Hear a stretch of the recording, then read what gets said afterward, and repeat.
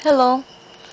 Now let's continue to discuss about the reciprocal relationship between physical and spirit selves.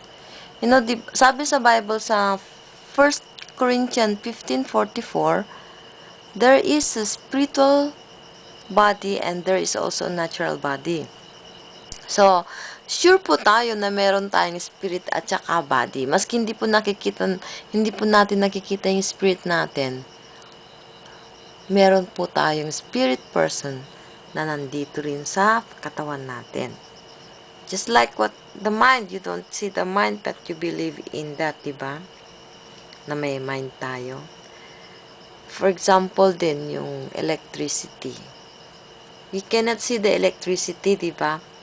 Pero, nakikita natin na may electricity. Alam natin may electricity pag nakikita natin yung bulb, may light, or yung fluorescent, di ba? O kaya umaandar yung electric fan or umaandar yung... So, we can see that there's an electricity flowing in that. Ganun din po yung spirit natin, maski hindi natin nakikita yan, it is a reality. So, the divine principle talks about, explains about the relationship of the physical and the spirit self. Okay, so first let's look at the physical self, meaning physical body. Our physical self consists of a physical mind and a physical body. Itong physical mind natin tsaka physical body natin na yan, it grows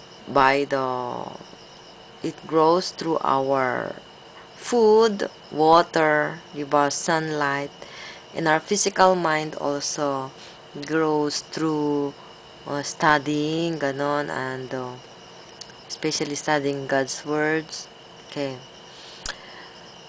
and reading good things, good books, ganun. So that is our physical body and physical mind.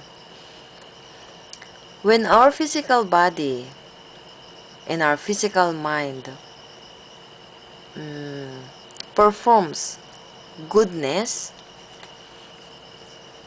then our spirit also becomes good. Because the determinant of whether our spirit becomes good or bad is our physical body.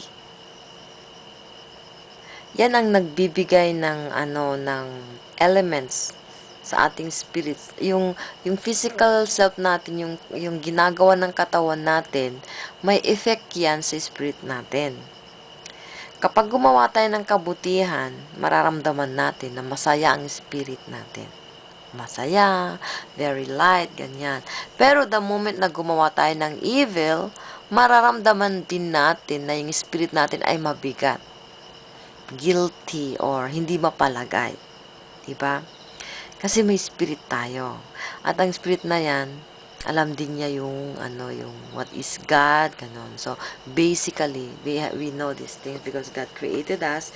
So we have the conscience, we have the spirit that knows what is good and evil, ganon. Alam niya yon. So kaya yung physical body natin, meron niyang effects sa spirit natin. And that's why yun sa 1 Corinthians 15:44 nga sabi natin, may spirit body, there is a spiritual body, and there is a natural body. The spirit body, the spirit self is composed also of spirit body and spirit mind. Kung may nakakita na sa inyo ng mga spirit, yung kunwari mga spirito ng mga ancestors natin, mga relatives natin na namatay na ganun, di ba na meron din silang body, makikita natin, spirit body yon. At nagsasalita din sila, may isip din sila, that is their spirit mind. Okay? So, ano ang relationship ng spirit self natin sa physical self natin? Our spirit self grows to perfection or to its maturity while in flesh. So, bale, nag-grow yung spirit natin if we are still alive. Kasi nga, yung physical self natin, yan ang nagbibigay ng elements, ng life elements, doon sa spirit self natin. So,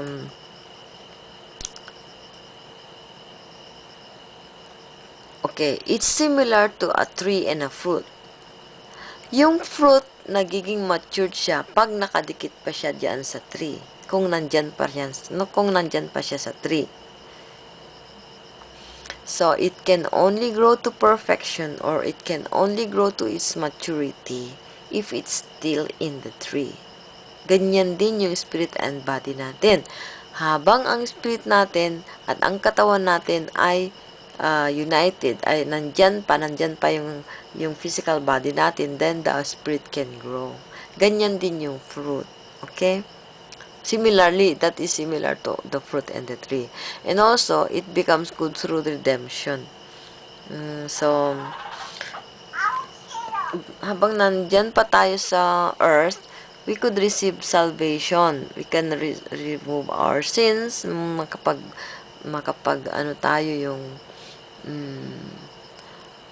makahingi tayo ng kapatawaran sa ating makasalanan while we are on earth. And this can also help our spirit grow. And also, the spirit determines its own destiny. So, pag na wala na yung physical self natin, the spirit will determine its destiny.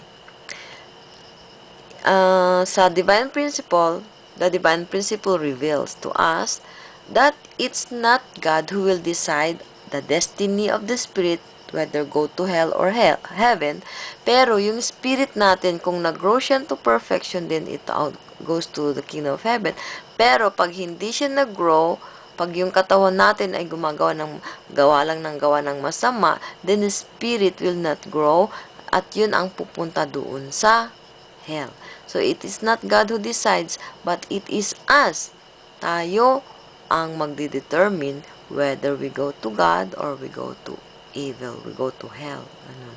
So, ito po ang turo ng divine principle. And I hope we really understand about this, the importance of our life on earth. Napaka-importante po yung buhay na ito.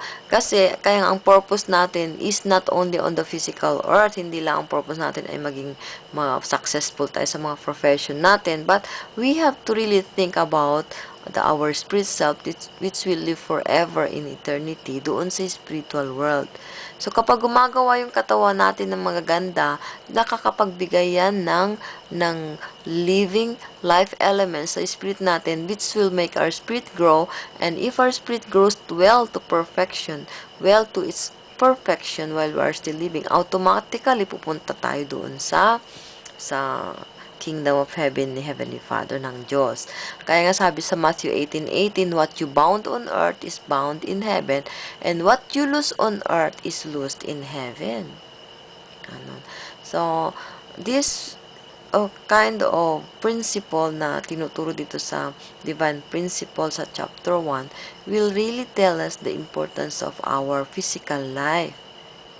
So, habang buhay po tayo, gawin natin yung mga dapat natin gawin according to the will of God para pag nagpunta tayo sa spirit world, meron tayong pag-asa that we can live together with God, who is our parent. Okay? So, of course, God wanted everybody to live in heaven. Kaya nga nagbigay siya ng mga principles, nagbigay siya ng truth. Kaya nga ito dumating sa atin itong divine principle which is a revelation